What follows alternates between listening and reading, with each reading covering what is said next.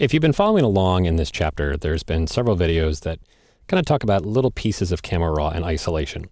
Well, it turns out that you very rarely actually use just one single slider here and one single slider there. You'll probably end up using several of them for every single image. So what I'd like to do in this video is actually give you an example of kind of an end-to-end, how to take a decent looking photograph and use camera raw in all its glory to really end up with something that you're really a lot happier with. So let's go ahead and do that. Here's our file straight off the camera. It's called end-to-end here. And again, this is a pretty decent image to start out with, but there are some issues that I think can be improved. So for instance, the highlights are very hot. There's not a lot of detail in the highlights. There's some extra information on the sides that are kind of distracting, like the dirty windows, and we can probably downplay those a little bit. Through the midtones, it's a bit flat. And then of course, as we zoom in and look at the details later, you'll see that it's a little soft and can use some sharpening.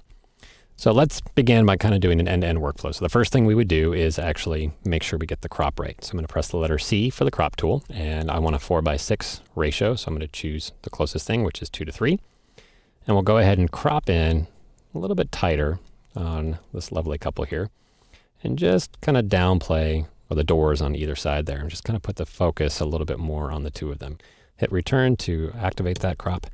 And this is kind of the final composition that we're going to work with. Next, we want to make sure the white balance is set to our liking. I'm going to try using the auto setting. I'll go to white balance to auto.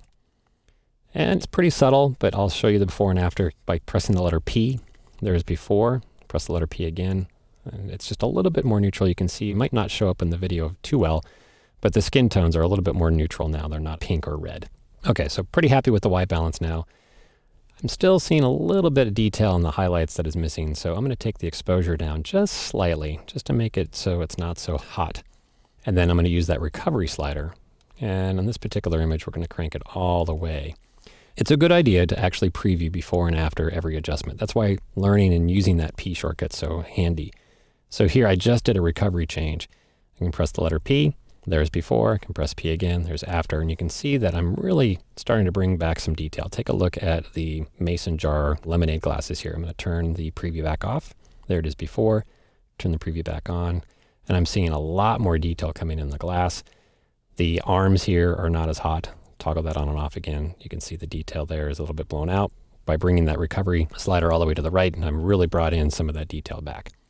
Okay, next, again, the controls are kind of laid out in the order that you should use them. So fill light, let's drag that up and open up some of the shadow detail. Again, what we're looking for is making sure we're not introducing or revealing too much color noise in the shadows when we do that. This image actually looks okay. So we can go on to the next thing. And again, if I ever want to kind of see an in-between stage preview, just press the letter P again. This is where we started. This is where we're now ending up. It's looking pretty good. But it's a little bit too on the flat side. I think we could improve the contrast a bit. And you've actually got two different sliders. Contrast here is overall, a contrast for the whole image. Clarity is a relatively new slider that I really, really love. It's used to increase contrast in the midtones. So overall contrast here is pushing the darks even darker and the lights even lighter.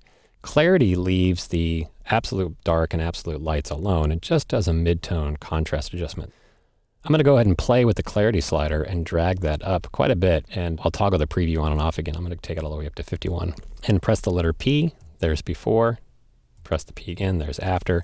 You can really start to see the difference here in the shadows, the mid-tone shadows here or this building in the background. And actually take a look at the mason jar again. I'm going to turn the preview back off, turn the preview back on. And you can see the clarity just actually adds a little bit of volume. So it's really a way to increase the overall snap or pop of an image. It tends to take surfaces that have a little bit of flatness to them and make them really pop off the image there. Okay, so that's clarity. And then last thing I think I might do is just lower the brightness just a touch, just to make it so it's not so hot, maybe down to 40. And then a lot of digital images these days have this really rich saturated color. So you've got two sliders here to adjust the intensity and saturation of color. And more often than not now, I actually don't use the saturation slider very often. I like to play with vibrance instead. And the reason why is vibrance actually only increases the saturation of colors that need it. So colors that are already saturated. Let's take a look at that red umbrella that's standing in the middle of the image here. I'm going to take vibrance back to 0. As a reminder, you can double click on any slider to take it back to its default value. If I take the saturation slider and drag it all the way to the right, you can see that the skin is really getting toxic and that umbrella is getting way too red. So it's saturating everything globally. Let's take that back to 0 by double clicking on the slider there. But now if I use vibrance, I'm going to take vibrance up to say 40. You'll see only the colors in the image that are kind of muted are getting enhanced. That umbrella in the center is not getting overly red because it's already pretty saturated. So it's kind of cool. Again, just toggle the preview on and off just to kind of see where we started from and where we're at now. P, there's before. P, there's after. And you can see it's a much richer photograph already. A couple different things we can add to and make it even better though. Let's zoom in into 100%. I'll double click on the zoom tool to do so. It takes us to 100 to her face so we can actually start seeing whether or not this image could use some sharpening. And of course it does. So to do that, we're going to skip on over to the detail tab. Let's go ahead and click on the detail tab.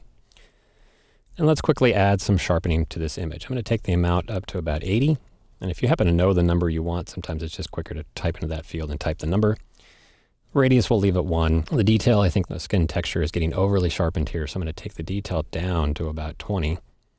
And I'm going to increase the masking. Now, before I increase the masking, take a look at the background foliage here. You can see there's kind of a grain pattern. And the sharpening is actually enhancing that grain. So I'm going to press the P key to turn that off. There's before unsharpened. There's after. You can see I'm getting nice sharpening in the hair and the face, but I'm also enhancing that grain, and I don't want that. So I'm going to do two things to adjust that. One, I'm going to increase the masking. And if you remember, if you hold down the Option key or the Alt key and slide that mask over, you can actually get a little preview of where the sharpening is being blocked. So everywhere it's black, there's no sharpening happening. So that's looking good. It's protecting her skin and it's protecting the grain of the foliage in the background. And that's looking a lot better than where we were. Now, if I want to undo the last thing I just did, so that masking value went from 0 to 60, I have my undo, so I can do Command Z or Control Z. Preview right now would be turning on and off the entire effect of sharpening. I just want to preview before and after of just that masking value. So Command Z or Control Z, there's before I did the mask. Command Z or Control Z again, there's after the mask. So it's a way to actually just preview the last thing you did, that last slider adjustment, which is kind of nice. And then lastly, I'm going to go ahead and increase the luminance reduction as well, just to take away a little bit of the grain off the skin and from that foliage in the background. Just a modest adjustment. I'm going to make it match the color noise reduction. So we'll take this up to 25. It's looking good. And let's turn on the preview before and after again. There's before, just by pressing the letter P. There's after. You can see you're getting a lot of nice sharp detail along the edges that matter and not over-enhancing areas that don't. Last, let's take this back to fit to window. Again, the easy way to do that is to double click on the hand tool. Going to zoom back out to see the whole image again. And I'm going to add one more effect just to draw a little bit more focus just on the center of the two of them and just kind of block out the corners a little bit. To do that, we're going to use the effects panel. We're going to go ahead and click on the little effects icon. And we're going to come down to here where it says post crop vignetting. Because I've done a crop, that's why I'm going to the effects. There is a separate vignette control elsewhere in one of these panels. But because we've done a crop, we're going to use the post-crop vignetting. And I'm going to take the amount towards the left to darken the corners. If I take it to the right, it'll lighten the corners, of course. So I'm going to take the amount down to say -60 or so, really just kind of framing this image in a little bit. It's a little bit too dark. It's creeping in too much towards the center. So I'm going to take that midpoint slider. I'm going to drag it to the right just to open it up from the middle and just really kind of focus on the corners there. So that's looking wonderful. Let's preview the before and after of the post-crop vignetting. Again, I press the letter P. There's without the vignette. Press P again. There's with the vignette. So it really draws the viewer into the two of them. Then last, we want to see an overall preview of the before and after of everything we've done. By default, when you're doing the preview, toggling it with P, you're only previewing the current panel effects. So in this case, it's the effects panel. If I want to see a preview of everything I've done compared to the original, then I want to go over to the preset panel. That's this one here, the second to the end here on the right. Click on presets. Now that I'm on the preset panel, if I press the letter P now, that does an entire before and after of all the things that have accumulated up that came before the presets panel. So there's the original image without any of the basic adjustments where we lowered the highlights and made them not so hot and brought detail out and opened up the shadows and so forth.